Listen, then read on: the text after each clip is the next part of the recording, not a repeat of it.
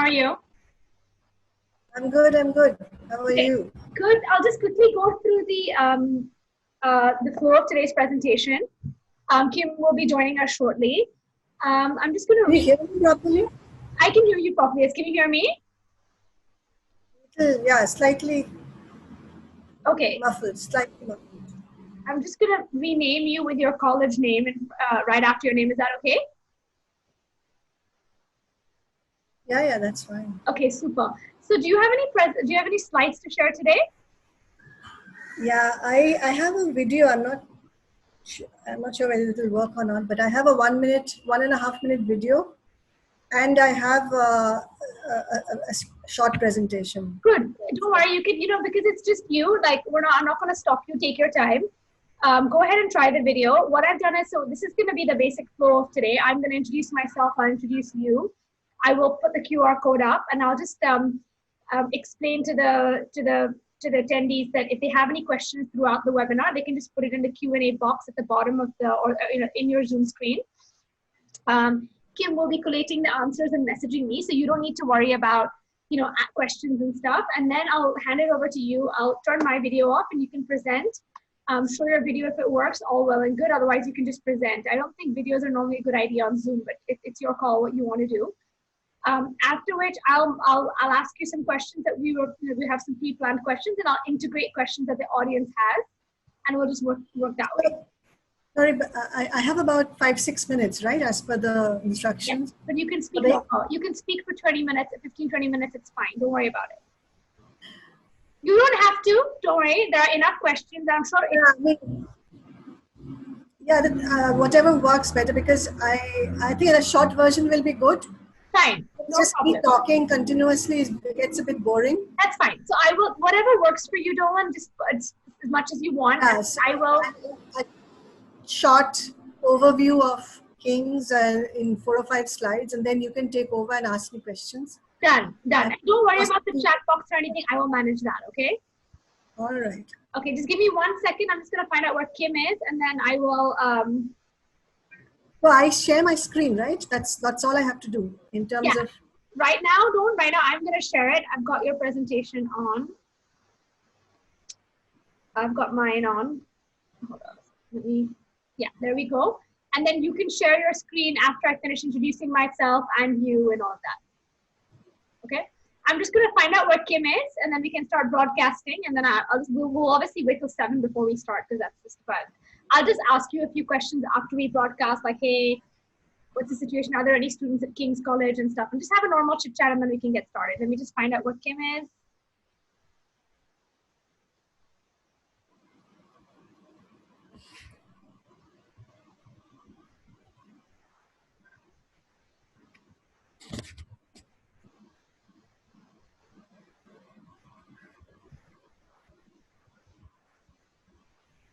I just wanted to show you that I do have your QR code on the next one. On the second. You have that, right? And yeah, where did that go? Okay, that's great. Then I don't need to show that on my screen. Well, here we are. Okay, this is what I did. Yeah, this is our initial screen, and then I'll move on to this is your QR code. Fabulous. So that's fantastic. I've got it at the end as well, Dolan. So at the end, I'll have your name and your email address, and then the QR codes. If anyone wants to reach out to you, they can. Because I assume that because it's King's College London, I'm going to be flooded with questions. And we only have an hour, so I'll try and get to as many as I can. But if we might not get to all of them, in which case, they can email you directly, and also there might be additional questions as well, right? So then, yeah. Okay. Can I just test my presentation? Yeah, go for it. Test it out.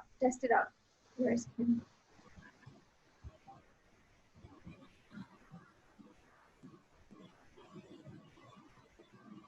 You can override me, that's fine. Yeah, I did that, but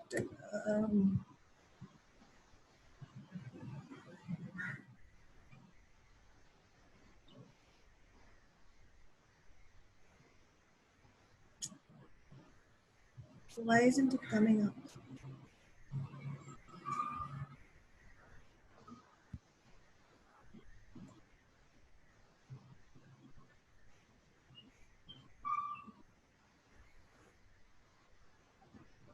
Are you able to just share from share screen? I'm just trying. I don't know where it's lost.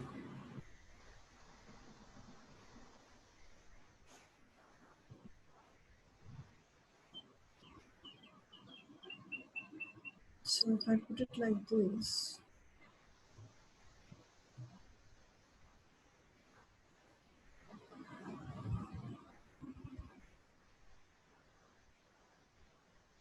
Can you see? No, it's still my screen. Typically, normally it just takes over. So Show all windows. Oh dear, where is it? Oh, here it is. Screen sharing has failed to start. Oh dear. Okay. try again. Just try. Okay, I'm gonna stop sharing. Why don't you try now? Because I have given you access to share everyone. You can override me.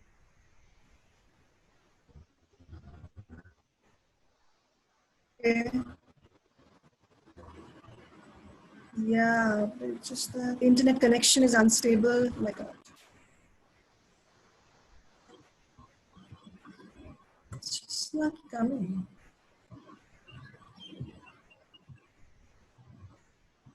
I'll try again. It's not good.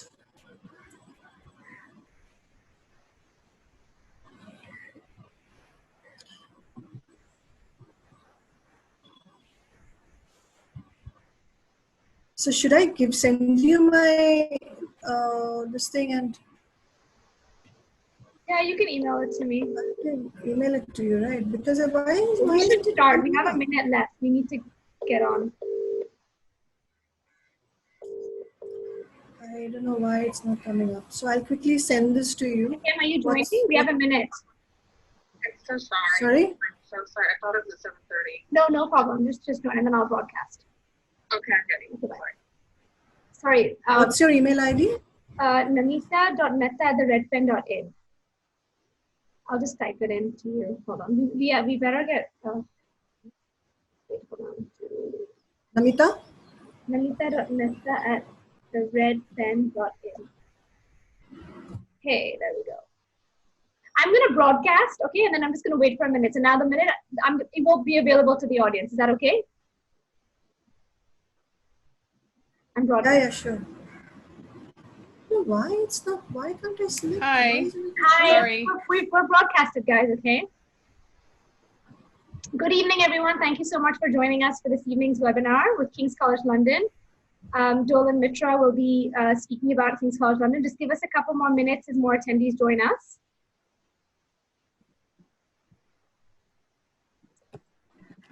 Dolan, go ahead and email me the presentation, and then I can. Yeah, I'm just doing that.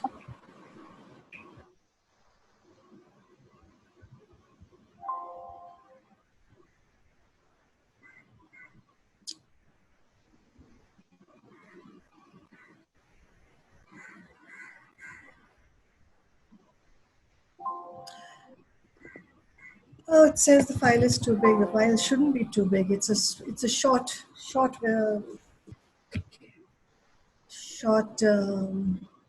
this thing, PowerPoint, very short. Maybe because of the video. That's okay.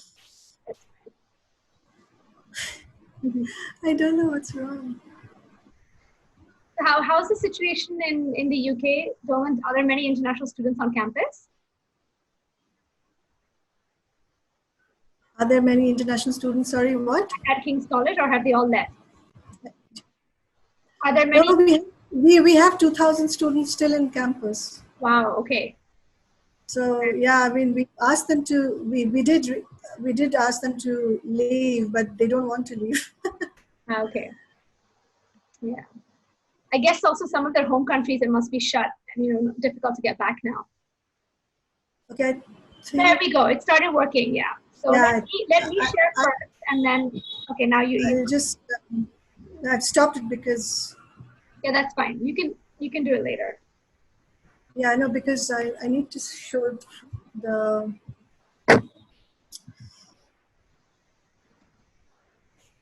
Okay, I think we can get started. So good evening, everyone. Thank you so much for joining us for this evening's webinar with King's College London. As you can see, we have many more webinars with colleges coming up for the rest of the week. The schedule is up. Please feel free to register for any other webinars that you might be interested in. So this evening, we have, okay, Dolan, let me finish and then you can share your screen.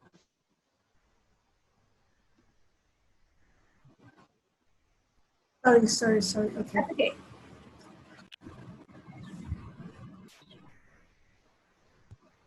So this evening we have Ms. Dolan Mitra from King's College London, who's going to be speaking about King's College. She'll be sharing a presentation shortly. But before we get to introduce myself, I'm Mitra, the president of the Red Pen. The Red Pen is an education consulting company that has been around for 9 years now. And my business partner, the CEO and co-founder of the Red Pen, Kim Dixit, is also on the call today. She's going to be supporting me. So besides helping students with the undergraduate application process and applying to colleges, we also do work with students at the MBA level, the postgraduate level, and even help students with boarding school applications. And in addition to that, we also do support schools in India and globally and help them set up their counseling departments. So before we get started, just a couple of ground rules. There's a Q&A box in your Zoom window. So at any point in time, if you have any questions, please do put it in the Q&A box and we will definitely get to it. I will ask Dolan. She's going to start by presenting and then we will get onto the Q&A. We have some preset questions that we're going to ask and then we'll definitely get to yours as well. So, Dolan, please go ahead and start. But before we get started, here's King's College's QR code. Feel free to just scan the QR code and you can receive regular updates from King's College London. Go ahead, Dolan, whenever you're ready. Okay, so I'll try to share my screen once more. It's not happening exactly the way I would. Can I stop your? Sure, I've stopped it. Yeah. I've stopped it. Yeah. All right. So I'll just try to share it once again and see if it works. Otherwise, I don't need a. I wouldn't need I wouldn't need slides. I can just talk.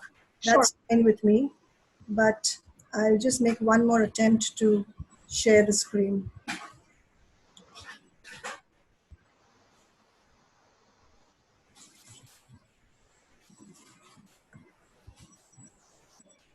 So it's. There you go. If you just put it in presentation mode, you should. Yeah.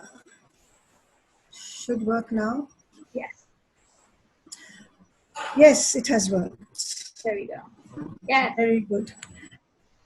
So, so you've already introduced me. So just one more line regarding my introduction. So I'm Dolan and I'm the country advisor for King's College London. My role is to help students with as much information as possible, so that they can take the best decisions they can. So do reach out to me if you have any queries regarding King's.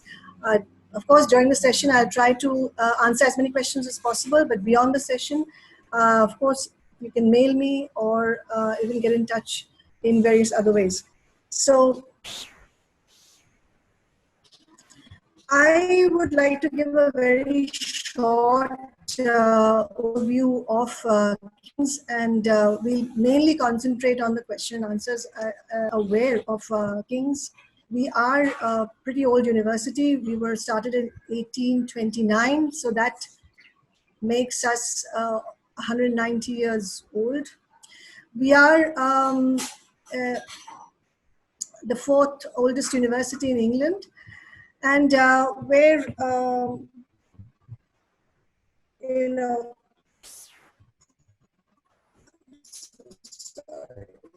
I'm so sorry, working out the way I want to. We're losing you. So, there we go. Can you hear me? Yes, we can now. Yes, go ahead. Okay. So I was saying that we have a wonderful legacy for almost 190 years now, and we are part of the Russell Group of Universities, which is like an elite group of research universities. We are in the heart of London, which is which makes us very popular. And we've also had wonderful alumni, including Nobel laureates. We've produced about 12 Nobel laureates so far. And of course, there are so many more, high achieving people that have studied at King's, including Olympic medalists. Now, where King's is concerned, we believe that we should take on students who would make a wonderful impact, not only in the classrooms, but also beyond it. So at King's, we encourage students to go out into the world. It could be in London or beyond in the UK. There have been students who have gone to Sierra Leone during the Ebola crisis, and they treated Ebola patients. There were students who went to Lebanon to treat Syrian children. There are so many things happening in London, where we have a group of students who make a lot of hot chocolate and distribute it amongst the London's homeless population and give them first aid as well. So these are activities we do encourage beyond academics, because they not only make a big impact on the society, they also make a big impact on yourself. That is something that you can look out for once you start your studies at King's. Now, where courses are concerned, we have a wide range of courses, and I'll come to the courses a little later. The problem is that I can't see my screen, so I'm not being able to see the points. If I could just, yes. So another important aspect that we focus on is internships, where we offer internships in London, as well as there are global internships. Now, global internships is something that is quite popular amongst our business management students. You can, if you're interested, then you can go and do an internship in one of the 6 cities in the world. It could be in US, in South America, in Europe, and Asia. So, and of course, now we also have things like study abroad, because we have about 300 partners around the world. Really popular. It is becoming more and more popular amongst Indian students as well, where you spend almost up to a year studying in another university in another country.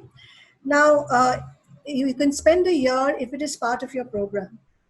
Now, if it is not part of your curriculum, then you can spend up to a semester studying abroad. And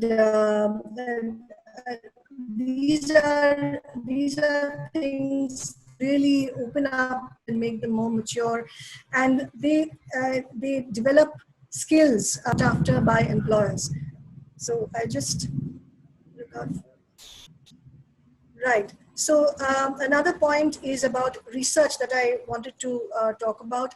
Now, it is important to study, I feel, in a research strong university, because where King's is concerned, you are taught by academics who are doing research, and they may be teaching from their own research, or they are teaching from the books that they have written.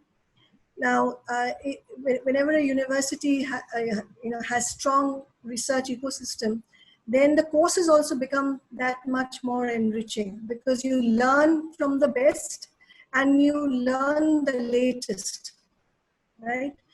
And at King's, as a student, you can be part of research activity as well. So throughout your undergrad, or even in the summers, you could be part of a research project that academics will kind of advertise, and you have to apply, and you could be doing different kinds of things. So again, these are additional things that you can that you should be on the lookout for to hone all your skills. So where location is concerned, this is where we are located. London is a fabulous city. It is a very safe city. In fact, when I go to London, I feel safer in London than safe city. Am I audible? Can you hear me? Yes, yes, Dolan, you are. All right. So now this is where we are located. If you see the red boxes with various numbers, these are King's campuses or libraries or hospitals associated with King's. Now, if you look at number 1 and number 2, they are actually considered as one campus. So we have one campus on the north side of the river and the rest of the campuses on the south side of the river. We have 5 campuses and 4 of them are in central London and one a little south of central London. If you see that picture in the right-hand corner, that's our Denmark Hill campus where the famous Maudsley Hospital is there. So we are one of the very few institutions in the world which has a mental health hospital associated to the department. So that is where psychology and neuroscience is taught, and the Maudsley Hospital is also located. We have other hospitals as well. So our health infrastructure or health education is very large.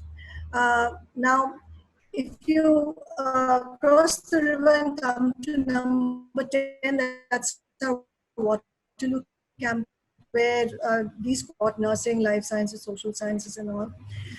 And then if you come down a little more south, you will see that, which is mostly where dentistry and medicine is taught.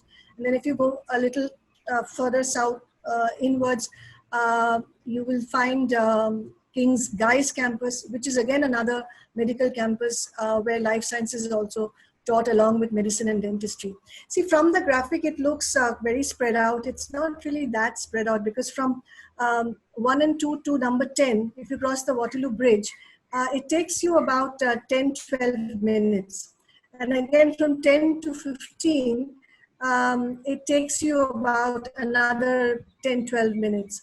So, of course, as a student, you will be getting discounts on travel, on bus and train and underground and all that. And you can walk if you want. You can use a bike. So it's really quite accessible.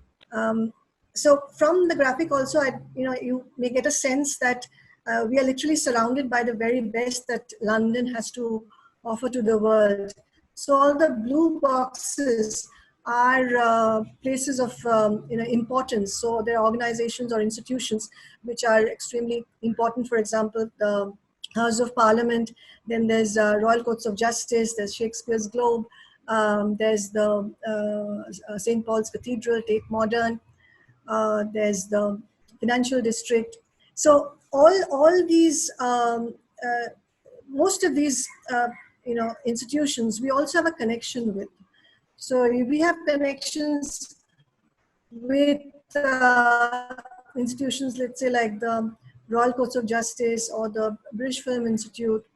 So with the British Film Institute or the Shakespeare's Globe, we have, there are courses are designed along with them, and there are students, our students get to have special screenings or theaters for them.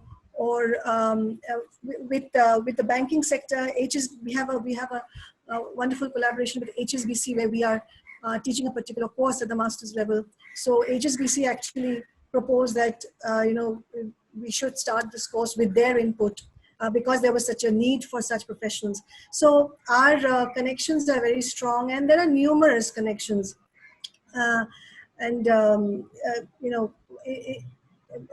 Once you have time, you look into our websites and see we have connections for different courses, for departmental research. There are lots of wonderful collaborations that we have. So I'm not going into the details of that. So this is just a visual of our campus. This is the Strand campus, which was number 1 in the graphic, if you remember. And so this is what you get to study at King's. Now, we have 9 faculties, and this is, I think 5 of them are mentioned here. So some of the very competitive courses, I would say, would belong to management and law, also social science. IR is extremely competitive, then psychology is extremely competitive, then our liberal arts is very popular. So lots of different kinds of courses are available. Let's see what's available here.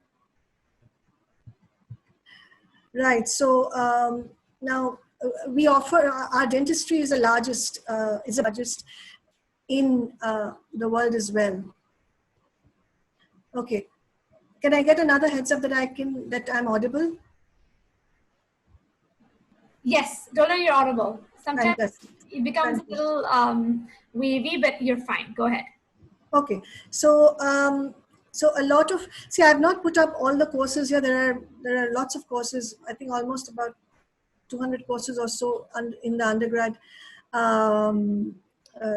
amongst the undergrad courses. So and we teach quite a range, I would say. Of course, we can't teach everything. Where, let's say, engineering is concerned, we don't teach the whole range of engineering. We focus on general engineering or biomedical engineering, electronic engineering, and computer sciences. Okay, so I would say for the for the competitive programs, it's not enough to meet the minimum entry requirements. So let's look at the entry requirements quickly. So we accept the A-levels, IB, and CBSE, ISC, and where state boards are concerned, we do not accept direct entry into year one. You would have to go through the foundation year. So where IB is concerned, our overall requirement is 35 overall out of 45, and the HR requirements will vary. Okay, there could be some subject-specific requirements as well. So where A levels are concerned, again, from A star AA to ABB, depending on the course, will vary. Okay, again, SC is concerned, it's from 80% to 90% is what we look at. CBSE, the English tests will have to be written. And for ISC, if you have an 80 or 85, depending on the course, you may not have to write the additional English test. Now for A levels, IB, usually you're not required to write an additional English language test, but it's not that nobody's ever asked. It depends on that particular course. If there is any issue with any of the English scores, then you could be asked to write another English test. Okay. So yeah, just one note about the subject-specific requirements, just to give you an example. For example, if you're applying for economics, BSc economics or economics in management, then we will ask for maths. Maths at the higher level with a 6. Okay. If you're applying for medicine, then we will ask for biology and chemistry as compulsory subjects. And for IB, you will require a 6. Or A levels, you require an A. Okay. Or if you're from the CBSE ISC, we will require you to have 85% at least. Okay, so I think you are pretty much well aware of the UCAS, so I won't elaborate much about it. So you have to apply through the UCAS, and you have 5 choices and all that. Now, what we look for is, I think, important. So we look at predicted scores. So that means that we want to see whether you are suitably qualified. And we will look at the personal statement.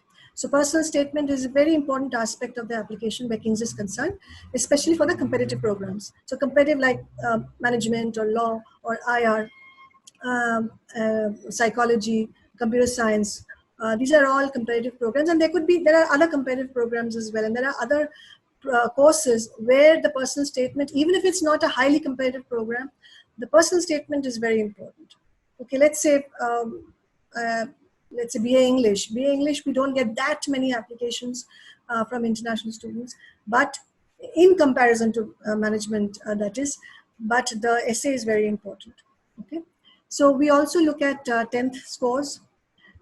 We look at a reference from your counselor or from your teacher or principal, whoever knows you and would like to give you the reference. And there are aptitude tests and interviews in certain courses only. So medicine requires the UCAT and law requires the LNAT. And medicine also requires the interviews. Interviews are not usually held for any other course apart from a few nursing courses or courses here and there. But otherwise, I mean, 99% of courses don't ask for interviews. And where, you know, required work experience means that where, especially for medicine, you know, whenever we ask for work experience for a particular course, which is usually for medicine, then you need to have that. Okay, so of course, a lot of information is there on the course page as to what we mean by work experience.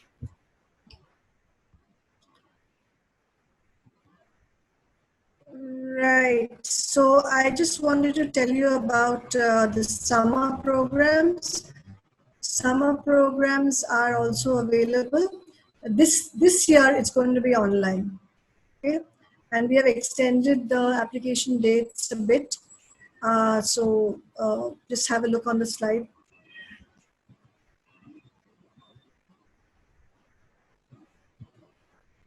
Okay, I hope everything is, yeah.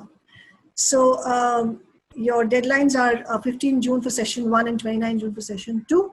And there are 3 modules available in both the sessions. So again, because of the COVID-19 situation, it could not be held on campus, but it is going to be held online. So online, we already have an online infrastructure. Okay, so it's not that we are like starting afresh doing online courses. We already have a King's online program already. So our online delivery is of a very high standard. We also deliver a lot of dental courses online. So if you're interested, then do have a look at the details of the modules. They're all available on the website. Okay, so I think this is the Guy's campus. That is where medicine and life sciences, dentistry are taught. Just to give you some visuals and not too much of information. There you go. So that's the end of my talk. Let's see what questions. Thank you. Mitra has for me, and also what you have for me. Yeah. Thank you so much, Dolan. Just give me a minute. I really wanted to apologize for the disturbance in the slides, because there are some issues which is a little beyond my control. No problem. I think we're all in this situation at some point or another. We've all faced some internet problems, so no problem. Thank you. Yusuf, thanks so much for your presentation. It was very comprehensive and useful, and you know, I learned a lot about King's. I mean, the buildings are so beautiful, and you just showed some great visuals there. So the first question that I have is, it's just considering the current situation with the COVID-19, exams being cancelled, and lots of anxiety there. Students and parents are just wondering that if King's College is going to be changing their evaluation process this year compared to previous years. Are you going to be putting an extra emphasis on something else over just the grades that they've traditionally been looking at? If you can speak a little bit about that, it would be great.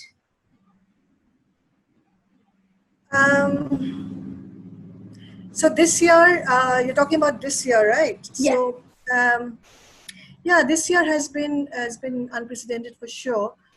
So one thing I can tell you is that we will not be lowering our entry requirements.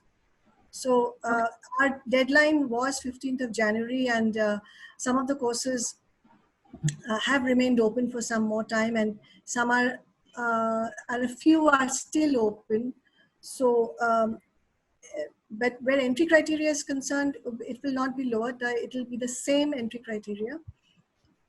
But But what we will do if your final results are not out, let's say by a particular date in August or July, when we want those results to be sent to us, that decision is still being worked on. Okay. So if there's a delay, let's say from CBSE or ISC or any other board, then how we will assess the situation, we have not yet come out with the official stand. Okay, so I would sincerely request everyone to not to panic at all, because of course this is none of anybody's fault really. So we will definitely look into different scenarios, and we will come out with our decisions. But because it's such a big serious decision, and there's also not full clarity from various institutions, therefore we have not yet come out with the final our final decision on how we will assess the undergrad applications in terms of meeting conditions of offer. Okay, I understand. Yeah, so that's the thing. So Okay, just there's advise you to request you to just hold on for some more time. Hopefully by end of May, I think everything will be much more clear. Okay, so there's another question, I think, along those same lines about IGCSE examinations. I mean, I guess, they've also been canceled this year. So, how much weightage are they going to have when, I assume the student will apply 2 years from now. So I guess you're just saying to wait and watch, right? Yeah, so I would just like to add that, when we are looking at an application, the first thing we would look at is a predicted score, because obviously you need to meet the predicted, your predicted scores need to meet our minimum entry requirement. Okay, so that's really important. So let's say then we would look at the personal statement, because once you've met our entry requirements, then we would want to see also, further information about your profile. Then the reference is there. So then the 10 scores. So 10 scores would not be, we will take everything into account, but it is not the most important Criteria, I would say. But, okay. But that doesn't mean that we will not look into it. Yeah. Thanks. So, I mean, I had another question, again, related to the same, subjects and grades. One is that, typically, I'm aware that UK universities only look at your 10th grade boards and then your predicted 12th grade, right? They don't usually ask for transcripts, or they ask for your mark sheets in your 11th standard or your 9th standard. So they will not look at your first year IB marks. They'll only look at what the predicted is. Am I correct? No, we will look at the predicted scores. Yes, but you won't look at the first year school marks in the IB. No. Okay, perfect. Okay, so there is a question on, for economics, which math are you guys wanting? If you're an IB student, is it the AA or the AI? Yeah. So so I'll just so AA and AI. So one is the analysis and approaches, right? Yes. And the other is and approaches, and then the applications. Applications. So can I just quickly check on this, because? Okay. You know what? I'll get Kim to check. We can move on to the next question. So, just because we're talking about, subjects and tests and all of that, someone is also asking whether, law students will need to do the LNAT for next year. Yes. 2021. Yes. I mean, again, nothing has been really decided as yet regarding all these aptitude tests, because the last date for writing the LNAT is 20th of January. So there is a bit of time, right? Okay. So it's not like impending. So therefore, you can definitely wait for some more time and see what the situation is. Because if the tests are not possible to be held, then of course we will have to look into it and come out with different solutions. But if they are going to be held, then we will stick to LNAT, and the last date will be 20th of January. January. Okay, thanks. Thanks, Dolan. I'm going to move a little away from the testing questions now because I think there's so many, and we all are so, obviously parents are very concerned about their specific child's course and all of that, which I'm sure most of the available information is available online. So, you beautifully explained, how King's is such a integrated part of London and how you have so much else going on besides just academics. So this leads me to my next question, which is what kind of a student would thrive at King's? So the kind of students that we like, are students who have a genuine interest in the subject area, okay? And they have done a bit of research into the subject area, okay? And they have done things beyond the curriculum maybe. So these are the kind of students we are attracted to, because see, if you see, our entry criteria is not very high. It's not in terms of, if you compare it with other universities who are even ranked lower than us or whatever, they may have slightly higher entry requirements. But what the way we see it, for example, IB, we are looking at 35 overall in IB, right? But our HL requirements can be 766, and it will be quite strict that we will stick to 766 for certain subjects. So, we believe that the academic bit is proven through these kind of assessments. But beyond the academics, I mean, we have rejected students who have got a 38 overall, and in fact, this year I saw a rejection in 40 as well, or 42 also. Again, thing is that it's, when there are lots of good students who are good in everything, but we want students who are interested in that particular subject area. They are focused towards that subject area. They have an additional interest, meaning they do things beyond the curriculum. They just, they can do anything. They can do research on their own, or they can follow TED Talks, or they can just read the Economic Times paper, or they are doing some research on their own.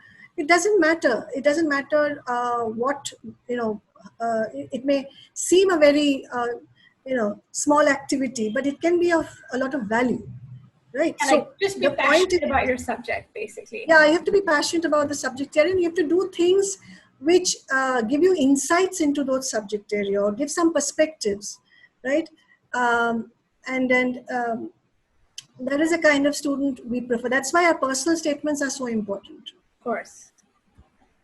Thanks so much for that, Dolan. I'm actually going to go back to the whole, testing question, because we're getting so many questions about entry requirements. I think if you just take a moment to explain to the attendees, how to research your course to find the entry requirements, I think that'll answer a lot of questions. Okay, so I'll just tell you about the maths requirement. Yeah, so what slipped my mind was that either are okay. So either A or AI will do for economics. Okay. Yeah. So so other students who are looking for entry requirements, if you can just explain to the attendees how they would find that, because there's so many questions coming up about if I want to give me some examples of what questions they're asking. So if somebody wants to study engineering, what are the subjects that they require? Yeah. So if, let's say, if you are looking at engineering or physics, okay, then only certain type of maths will be accepted. For example, for electronic engineering, so we will ask for AA. Okay, so only AA will be accepted in maths. But what about for IB students? I'm talking about the IB students. So all right. Okay. Yeah, yeah. So where it's physics or engineering, then the analysis and approaches in the higher level will be accepted. And apart from these programs, for any economics or any economics and management, or any other course which requires maths, we will be okay with either. Okay.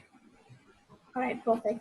I think all that information is also available on your website, right? If you go and look at the courses. Okay, I'm going to move on to my next question. Hold on. There we go. So, before we started the webinar, you were telling me about how there are still about 200 students on campus right now. 2,000. Oh, sorry, 2,000. Wow. And, obviously when parents are sending their children away so far, safety is a huge concern. So can you just talk a little bit about what, King's is doing at the moment, how they're handling the COVID situation, and, what the students are, how the students are being taken care of? That is, we have a very good support system because we are an international university. So we have like 16,000 international students. So that's a big number. And like I was telling you that we advise the students to kind of go back home and do their online classes. But 2,000 students didn't want to go back home for whatever reason, and they are being looked after in our different accommodations. And there is, whatever support is required, from your catering to your health and emotional support as well. So visa support, budgeting support, all those supports are still available. So of course, all of us are working remotely, and these services are also being provided as effectively as possible, because there are very few people now in the campus. Most of the offices are, they are not operating from campus, apart from a few which have to be there, so those are very few in number. But see, the thing is that because we are in the health sector, we are very, let's say we have a very big health setup. We have 4 hospitals, and we have the largest nursing school, we have the largest dental school, we have our psychiatry, psychology and neuroscience department. So we actually train or educate the largest number of people in the health sector, including medical students, dentists, nurses, psychiatrists, and related clinicians. So a lot of the health infrastructure is very big. So in fact, Boris Johnson was in one of our hospitals, and thankfully he has recovered. Come out of it, exactly. So he's out and all. So we are definitely, we have a proper structure in place, and we anyway had that. And that, of course, has been reinforced, has been kind of geared to counter the situation, which is a very changed situation. But it's there. It's definitely, it's all facilities are there. And also, we are looking at, once we start classes, how will we start classes, about the social distancing and all the other conditions that government will have. And even because we have, our staff are also international. I mean, 40% of our staff is international. Wow. So it's a very international environment, and therefore you have to be empathetic towards all that, all these different elements that make up the university experience. So yeah, that's great to know. I mean, it's always a concern, right, when you send your children so far away. So. No, absolutely. But the thing is that, let's say under normal circumstances, of course this is different, but under normal circumstances, I would say London, I think London has been the best student city twice. So 2017 and 2019, it has been voted the best student city in the world. Okay. So it's a very multicultural city, lots of, the student community is very large, lots of universities, very safe city. And it's such a wonderful city. I mean, there's so much to do, and London, I would say, embraces that multiculturalism very well. I mean, there are, I don't know how, hundreds of languages spoken in London. So it's a melting pot. It's like a Oh, I mini world. agree. Yeah, It's I lived there for 6 years, so yeah, London's great. it's a mini world, isn't it? So therefore, I would say London is one of the best places to send your child to. To study.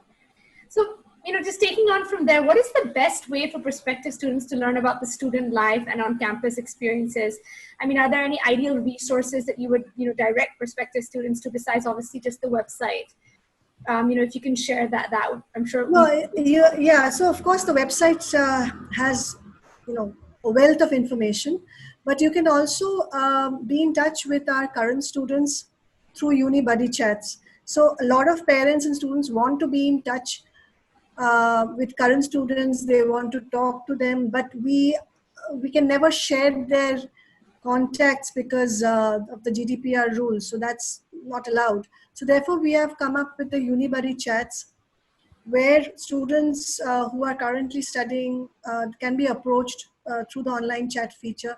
You can ask questions to them, and it doesn't have to be somebody from India or studying your particular course. It can be a student from another country or studying something related to your subject area. And these are all very bright students. They're very intelligent. They're student ambassadors. Lots of them are student ambassadors. So they know what the students want to know. So they have that information. They share their personal experiences. They advise. They give tips. So it's a very useful kind of conversation that they can have, and they can learn a lot by messaging them and engaging in online chats with our current students. That's a great. That's actually really great, because you hearing it directly from the student. It's the best source of information, and they're living the experience, right? In fact, I'm also there on the chat. So you are, okay. So all the staff are also there. Their academics are also there on the chat. So we are all there to kind of engage and help, and however we can. I mean, whatever the query may be. Like, I may not have all the answers, right? But I can direct you maybe to the person who has, or can get the information for you. So it's a huge university, and there's so many things happening, and it's such a large entity that it is impossible for one person to know everything on their fingertips, because it's also a dynamic kind of thing where information keeps changing. Of course. So Dolan, I actually have a question about sports at King's. There's a young woman asking about if King's College has a women's basketball team, and how do you get on that team? Do you have to apply for it independently, or how does that work? Yeah, so we have societies, clubs, sports clubs, and so on. We have actually 300 of them. So there are about 70 sports clubs, okay, and there are societies and activity groups and lots of different things that students do. Now we have something called the Student Union Fair, so the clubs and societies fair in the Welcome Week. So if it happens this year on campus, fabulous. If not, it will be online. So you can access that information. You can go to different counters and find out that, okay, what is this club about? How can I enroll myself? These are very simple procedures. You just have to, kind of apply in a few steps, and you're in. And if you're very good, then you'll be part of the team which will represent the university, because a lot of our teams in different sports disciplines, they're part of the universities and colleges sports network. So they participate, they play with other universities, and we also use the facilities of the city. So there are a lot of wonderful facilities that are available, because we have an infrastructure in place to support Olympic athletes and sports persons, because we've produced Olympic medalists. Oh wow! So in fact, we have this student. I remember her name is Dina Asher Smith. She won. She's the fastest British woman sprinter, and she was studying BA history when she was participating in the Olympics. And this was possible only because studying in King's is also, academic level is high. You have to be engaged with the subject. You just can't, engage in sports and not do that. But what helps these athletes perform at the highest level is we have a proper support system. That your assignments and your class lectures, everything is kind of customized to your requirements. And so that you are mentally free to perform and earn laurels, right? So the sports infrastructure is pretty good. Okay, thank you. That I'm sure that answers the question. So moving on to the next question, that does King's College London offer any financial support for international students? Very few. At the undergrad level, I would say it's very, very few and far between. We used to offer a small £5,000 scholarship in law. That has been discontinued this year. So I'm not sure what will happen next year. We do have some geography scholarships. So at the undergrad level, global health and social medicine and geography. So there are some bursaries or scholarships for one or two subject areas, I would say. Yeah. So do you have to apply for them independently, or are you automatically considered for them? Yeah, it depends on the scheme.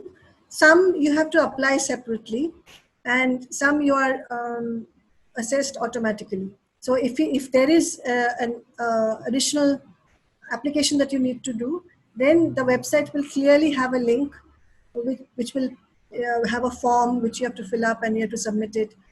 Or it can have an online form which you fill up and you submit there and then. Depends. I mean, depends on the process for that particular scholarship, because every scholarship has a slightly different process. Okay. So I'm gonna move on to some questions about medicine. I mean, you spoke about how King's has one of the largest medical schools and offers such amazing academics in the health sciences. So of course, the application for medicine in the UK is October 15th. But given the current situation, do you see that? Do you think that the BMAT or the UCAT and the interviews are going to be pushed back a little this year? Yeah, I wish I had the answer right now. So again, you have to wait a bit, but look at the websites. Look at the websites of UCAT and BMAT. So Okay. what they are saying, they obviously, it's their call really to, how they would be conducting the exam and things like that, whether they can conduct it at all or not. So once they decide, then we will have to assess the situation.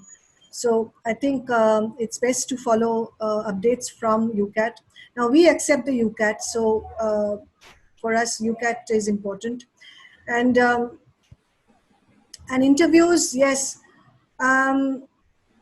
Interviews usually happen from, let's say, November end, December, January, and a few in Feb as well. Okay. Again, really can't say anything right now.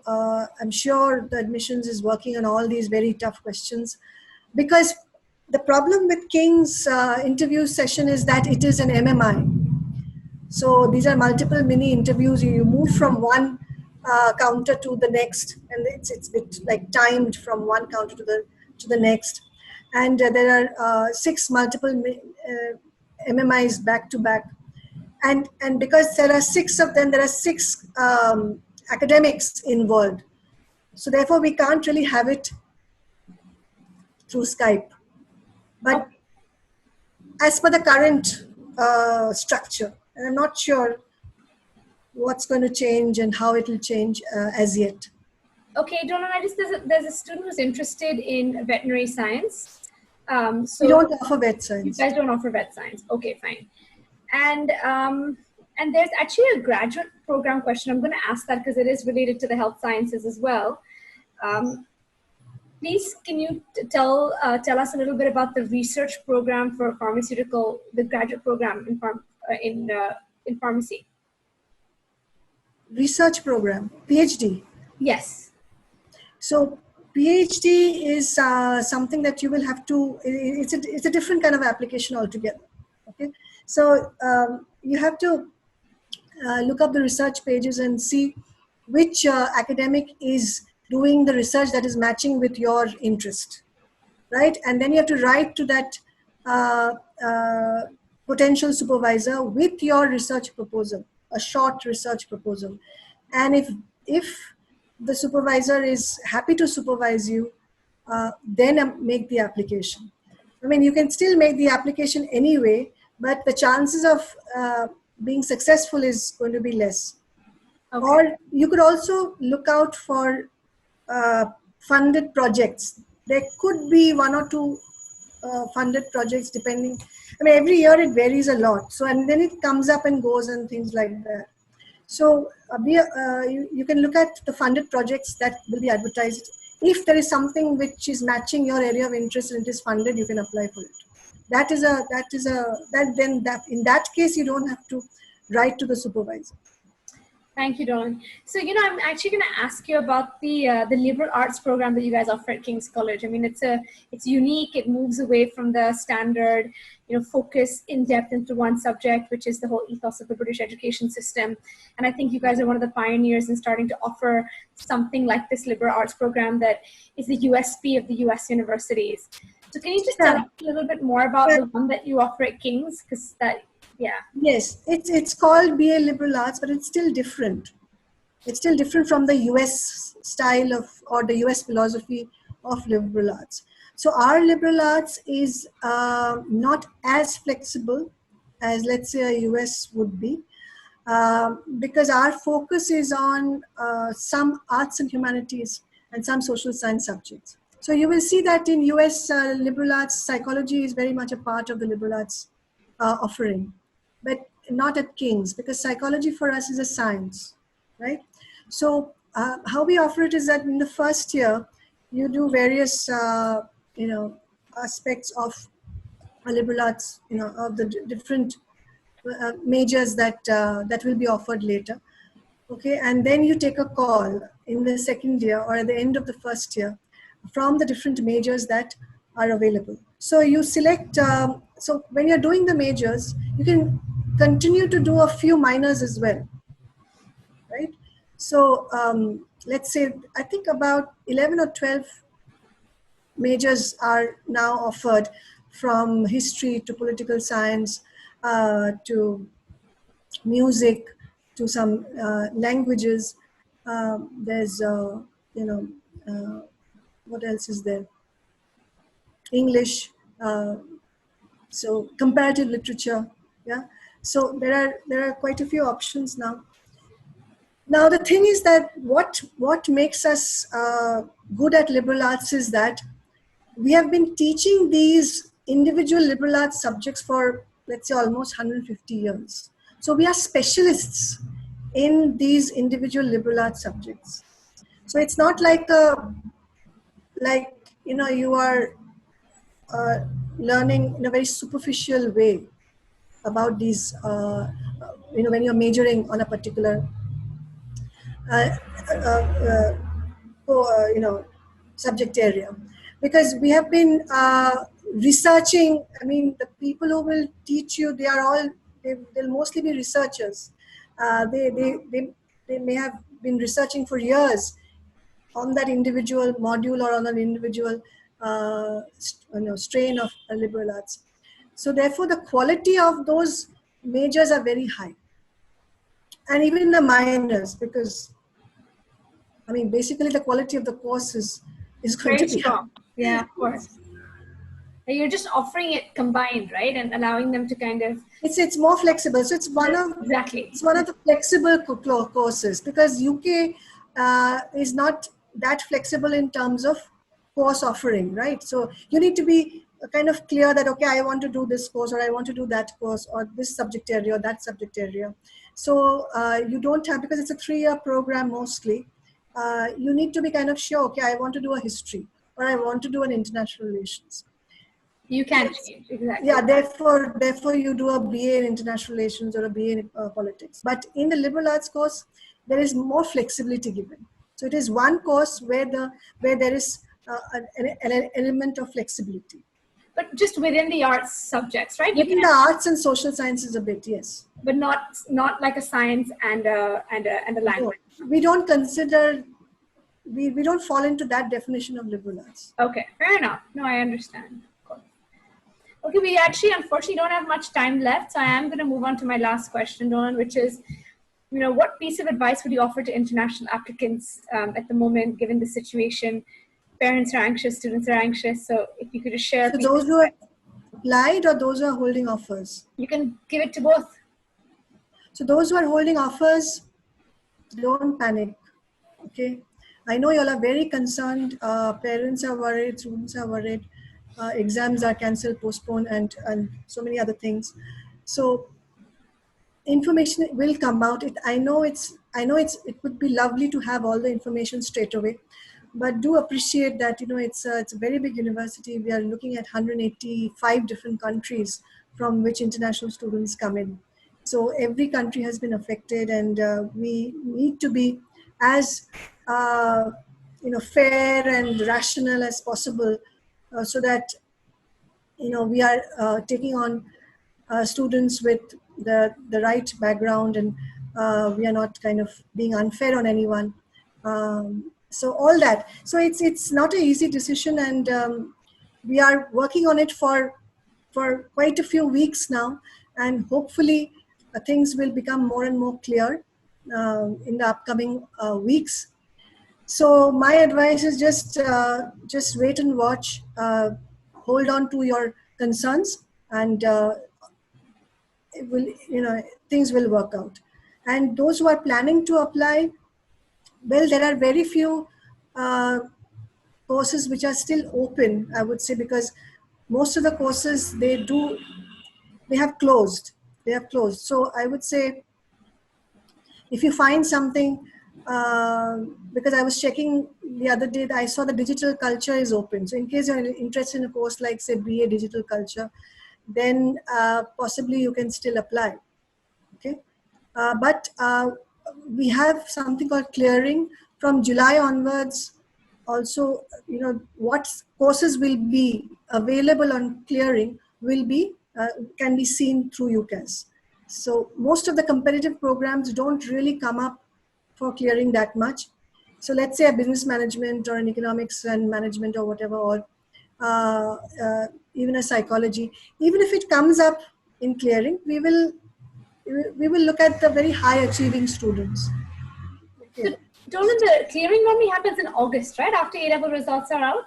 Yes, but what courses may be available, they start coming up from July onwards. Okay. So they keep adding the courses. Some courses may already be there, but then after a certain point of time, they'll probably add a few more courses, things like that. So from July onwards, it's good to be alert as to what courses are available. And you can be in touch with the university also. And let's say on clearing day, you can call up the university, and university, what we do is that we ask for the details, and then we don't immediately say, yes, you are in, or no, you're not. We take 1 or 2 days to get back. But on clearing day, you can call the university and say that, okay, I have scored this much. Do I have a chance for this particular course? Thank you so much, Dolan. Unfortunately, that's time up now. I've just put up the QR code. So if anybody else has, wants to know more about King's College London and wants to receive, updates, please do go ahead and scan the code. And right here is Ms. Dolan Mitra's email address. Thank you so much. If you have any further questions, you're welcome to email her. Thank you so much for your time, Dolan. Have a good evening. So it was a real pleasure. Thank you, Namita. And again, apologies for all the little mishaps. No problem. Okay. Bye. Bye-bye.